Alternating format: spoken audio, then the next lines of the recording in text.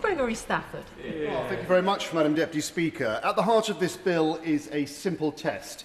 Does the bill improve care for patients?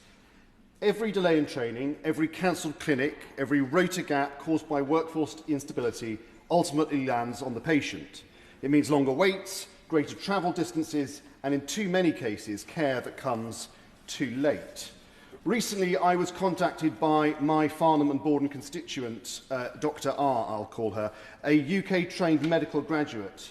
Like thousands of others, she completed her studies in good faith, expecting a clear and credible pathway into the NHS.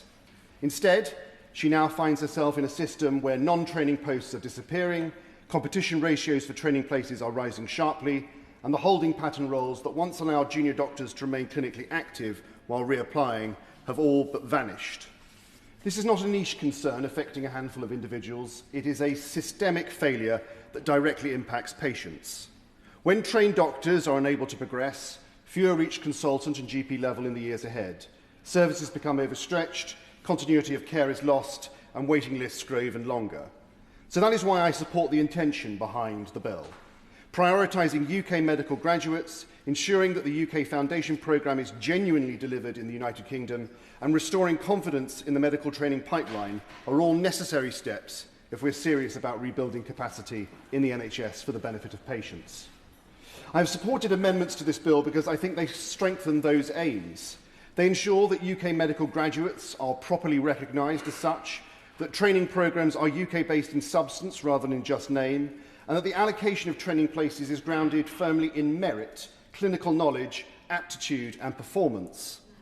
Patients quite rightly expect their doctors to be selected on ability. Doctors expect fairness, and those principles should command support across this House. I also welcome the new clause tabled by my honourable friend, the member for Runnymede and Weybridge, which addresses growing concern among doctors and patients about the erosion of merit-based progression. When merit is undermined, morale suffers. And when morale suffers, retention suffers, performance suffers, and ultimately patient safety suffers.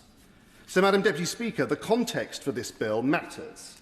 Residence doctors have received cumulative pay rises approaching 30% over recent years, among the highest in the public sector.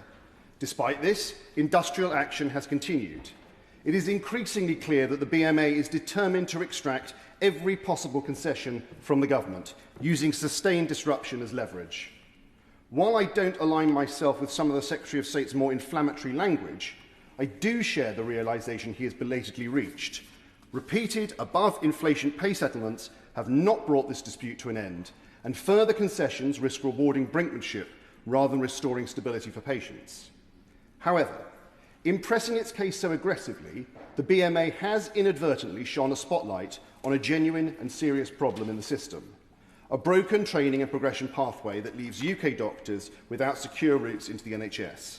And that problem is real, it affects patients, and it must be addressed regardless of the outcome of the pay negotiations. That is precisely why this bill matters and why it must not be treated as a bargaining chip. Yet that is exactly the risk created by the way the bill is drafted. It will only come into force when the Secretary of State gives permission. In theory, that may appear sensible. In practice, it allows a patient-benefiting reform to be delayed, diluted, or deployed as leverage in negotiations. Now, before Christmas, ministers openly discussed this legislation in the context of talks with the BMA. The implication was clear. Progress on training reform was conditional.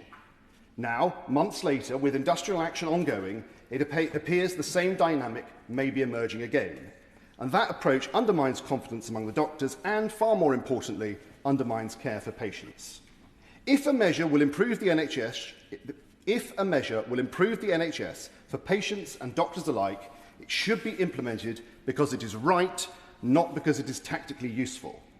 So this leads me to a number of questions for the Minister when she responds, all grounded in patient outcomes. Patients need capacity and certainty. They need more doctors progressing through training, not further delays and ambiguity. If the government genuinely believes that prioritising UK graduates will strengthen the workforce, why is the commencement of this bill discretionary at all? What assurance can she give patients that these reforms will not be delayed indefinitely while negotiations continue? Patients have already endured significant disruption from industrial action. Hundreds of thousands of appointments and operations have been cancelled or rescheduled. Without further pay concessions, can the Minister explain how this bill will reduce the risk of future disruption? Or is she effectively accepting that patients may face continued instability?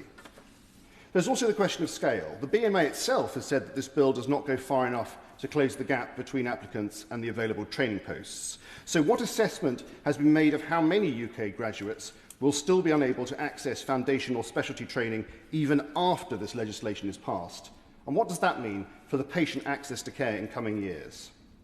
Patients in many parts of the country already struggle to access GPs, psychiatrists and emergency medicine specialists. So how will the Secretary of State and the Minister at the Dispatch Box ensure that these reforms do not inadvertently worsen shortages in hard-to-recruit specialties or underserved areas? Finally, there is the question of credibility. If this bill is genuinely good for patients, good for workforce stability and good for the NHS, why should its implementation depend on ministerial decision at some undefined point in time?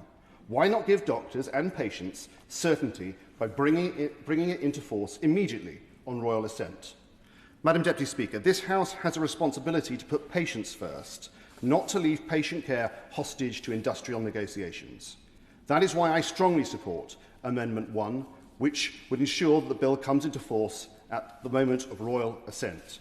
It removes unnecessary delays, ambiguity and the risk that these reforms will be postponed indefinitely while workforce and pay disputes continue. UK medical graduates, hospitals and training bodies need certainty that the rules apply from day one so that allocations, protections and those trained in military postings and fairness measures can begin to operate without delay. This ensures that the reforms designed to strengthen transparency, meritocracy and workforce take effect when they are needed most. And that clarity is particularly important given the absence of a published NHS workforce plan. We need certainty for doctors, which deliver stability for services, and obviously stability for services delivers better patient care and better outcomes. And that is the standard by which this bill should be judged, and it is the standard it must meet.